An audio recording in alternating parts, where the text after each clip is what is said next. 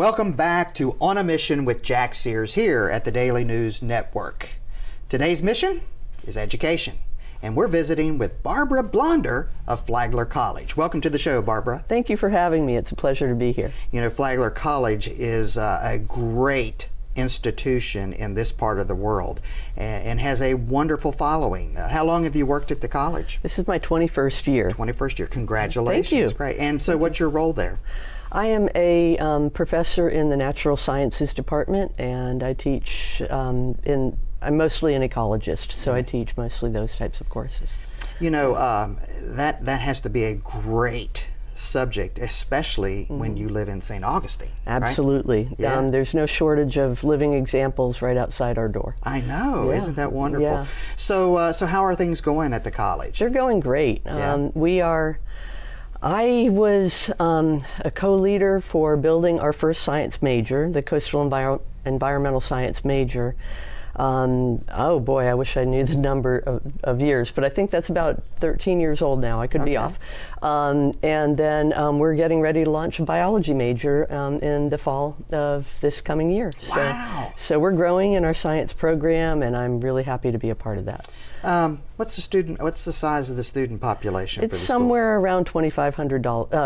Sorry. Yeah, I wish it was 2,500. 2,500 students, and it fluctuates a bit, but it's right around that number. That's a marvelous size for an institution. It really is. Because it's big enough to feel like you're somewhere, but it's small enough to get the attention. Absolutely, right? Yeah. Especially the attention from your fellow professors, and you get to know other students in clubs a lot better because it's a good size. I like that size. How long have you been in education? Almost 21 years. So I left my other career and came into academia. Had a singular opportunity. I never really thought that would happen, but had a young son and was traveling a lot for my other job. And this one came open, and so I put my foot in the door, and it opened all the way for me. Would you say that's part of your inspiration for doing the work or getting into education? Oh, absolutely. Or is there more to it? Yeah. There's a lot of reasons I got into education, but having more time to be with our son as he was growing up, and he's a student at Flagler College now. So oh, great. Yeah. Oh, so okay. it's come full circle. Oh, excellent. Yeah. You know, what advice would you give to parents that are sitting down to have a conversation with a pre-college teen? What topics would you cover? What would you talk about as they consider different institutions? Yeah, I would consider, what makes your offspring, your future student, what makes them happy, what they're interested in, what they're passionate about. I tell my students the same thing when, I have an advisee who comes to my door and says, I really don't want to be a science major. I'm like, well, what do you want to be? And I think I want to be an economics major or whatever. I have never in my whole career woken up in the morning and said, I don't want to go to work today. Isn't that awesome? Yeah, so whatever drives you, whatever you can contribute to, whatever, those are the types of things. How do they want to get involved? Those are the types of things. But the finances are huge. Oh, yeah.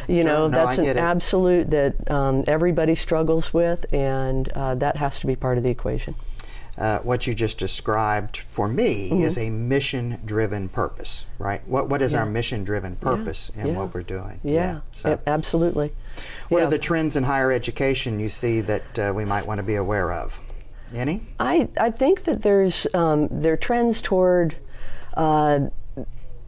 being civically engaged, being a citizen, and how to do that, how to contribute to society, how to be fulfilled, but also to be well-educated, well-rounded, because the world is changing so quickly right now. And so being able to be flexible and adaptive and resilient, you hear that all the time, the resilience, but those are things that, we don't know what the landscape's going to look like in 3 years. We didn't foresee AI coming, for example, and so even if we can't predict, what the careers will be in 3 years or 30 years, if we build a well-rounded person who can communicate effectively, in writing, orally, and so forth, and can think on their feet and really think about things in interdisciplinary ways. And I like how Flagler College does that. Yeah, I agree. Yeah. I agree.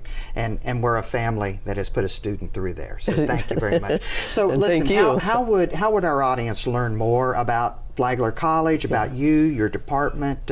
How would they connect with you? They would connect by going to the Flagler College website. Right. We're in the process of redesigning it, almost fully launched, I think, and just poking around in there. Okay. And